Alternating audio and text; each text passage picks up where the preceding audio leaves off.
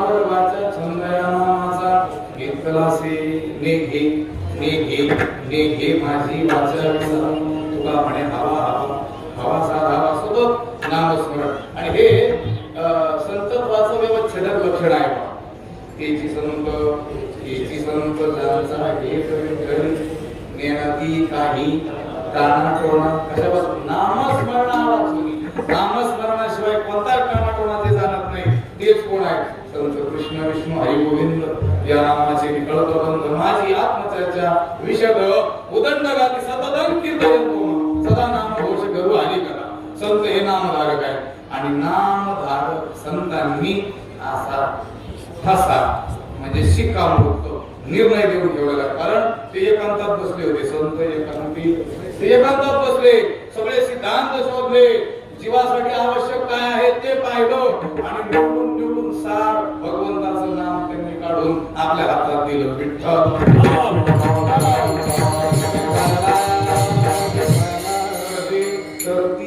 हा भरवसा नामधारकाचा ठसा नाम कर म्हणून जे अनेक अभंग तुकाराम महाराजांच्या गाथेमध्ये स्वतंत्र प्रकरण आहे. काय जाणो तरले किती नाव आहे या वैसा की भगवन नामरूपी नाव पुढी नामाची असोडी नावाया उधारी सोनिया संसारी दारू दारू हजार नाव धारण केलेली ही नाव म्हणजे होडी. या होडीनं आतापर्यंत या संसार सागरातून किती तारून नेले काय सांगावं.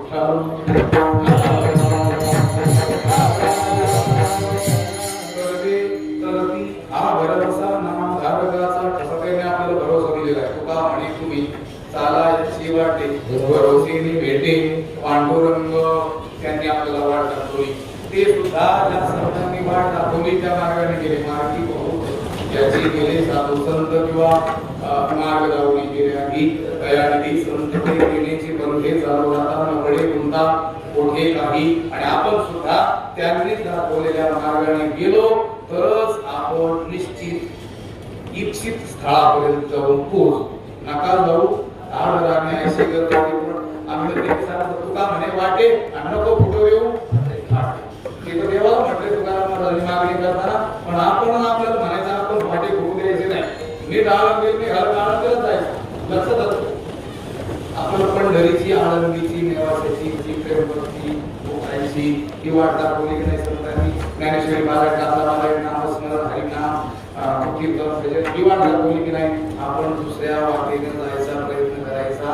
काळात खूप आवडलं. आज काय झालं मर्यादा होती. दुसरा दिवस होता म्हणून हे भगवत शरणागतीला घ्यावं लागलं. थोडं 2-3 दिवस पुढे असतं तर मग आम्ही टाणाटोणावर आमचा फार भर नसतो. लक्षात आलं. 15 दिवसातून 3 आठवड्यातून एकदा आपण येतो. काय झालंय अलीकडे संतत्वाचे दुसरेच व्यवस्थेचं लक्षण होऊ लागलेले आहे. संतांनी सांगितलं नेण्याची काही टाणाटोणा आणि अलीकडे असं झालेला टाणाटोणा आहे तो लोक त्यालाच मोठा संत म्हणतात.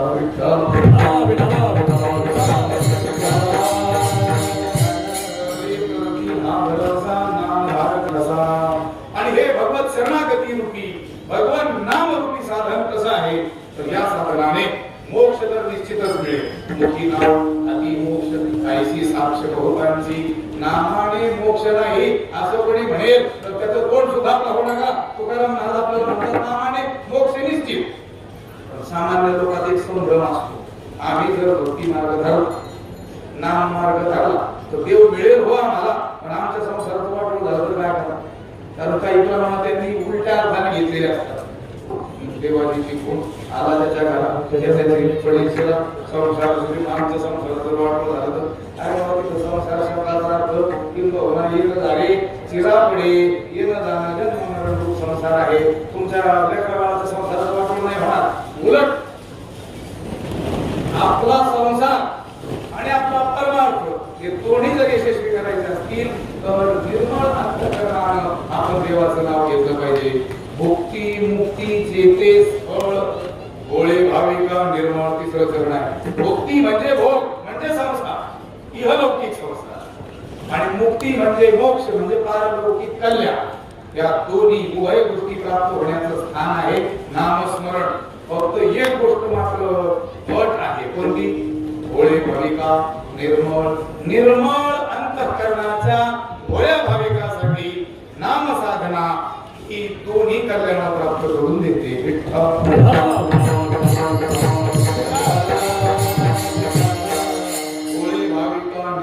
निर्मळ अंतःकरणाचा भोळा भाविक भोळ्या शब्दाचा विसरणं या क्रियेशी संबंध आहे. व्यवहारात सुद्धा भोळा कोणाला म्हणतात? सांगितलं की विसरतो लोक म्हणतात भोळा. आणि भोळ्या शब्दाचा विसर हा अर्थ आहे हे विसरू नये म्हणून पुन्हा त्या भोळ्या शब्दाला विसर शब्द जोडतात. विसर भोळा. कळलं बरोबर? लक्षात आलं? व्यवहारात भोळ्या शब्दाचा विसरण या क्रियेशी जो संबंध आहे तोच परमार्थात भोळ्या शब्दाचा विसरण या क्रियेशी संबंध आहे.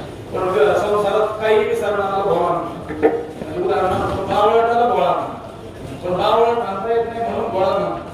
सासूबाई म्हणतात आमचे जावई फार भोळे आहेत. आता बावळट कसं म्हणता? परमार्थात सुद्धा विसरणं हीच क्रिया अपेक्षित आहे. पण काय विसरणाला भोळा म्हणतात?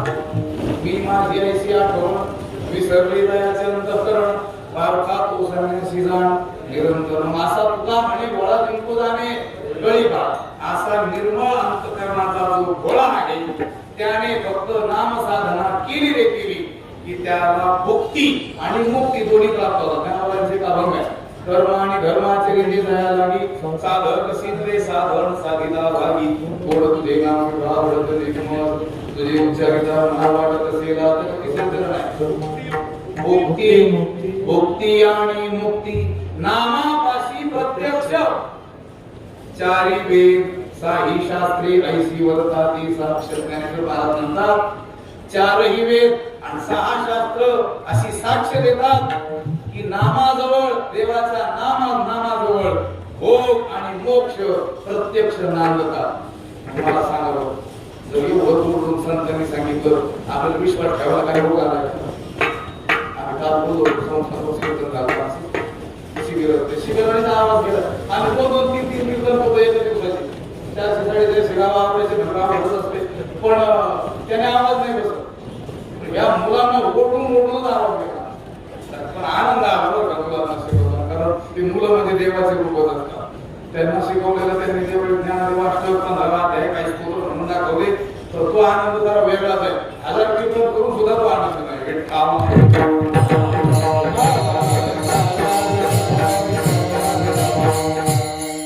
एक जाहिरात होती का कशाची होती मला घेणं देणं नाही. त्याची एक टॅग लाईन होती. पहिले इस्तमाल करे विश्वास करी मला आवडते. ती कुठं जोडायची? संतांनी नामाचा जो महिमा सांगितला ना पहिले इस्तमाल करे ह्याला नाव देवाचं. जनाबाईंनी सांगितलं वाचा ज्ञानेश्वरी डोळा पहावी पंढरी परिणाम ज्ञान होया ज्ञानासी ऐसा वरत्या केसी. कुणाला होईल ज्ञान होय मुढा. किती मूर्ख असला अति मूर्खाच्या दगड. जनाबाईंनी एवढं सांगितलं.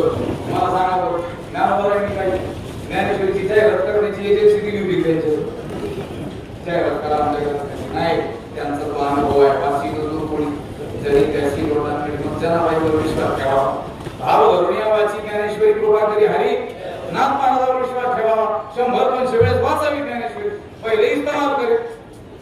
जर तुम्हाला त्याचा अनुभव नाही आला मग सोडून द्या ना. लक्ष आधीच म्हणतात आम्हाला काही कळत नाही म्हणून वाचन. आधी कसं कळत? शाळेतले मुलं म्हटले आम्हाला काही कळत नाही मी शाळेतच जात नाही. कळत नाही म्हणून तर घातलंय तुम्हाला. अगोदर वाचा वाचा वाचता वाचता ज्ञानावरच कळून देतील.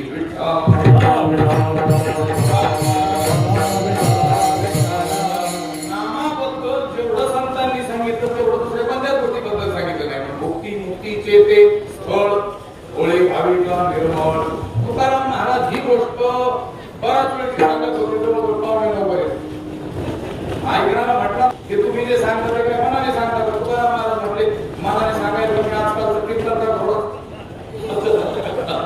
मला असं वाटतं असं सांगायला मी काय कीर्तन करायचं.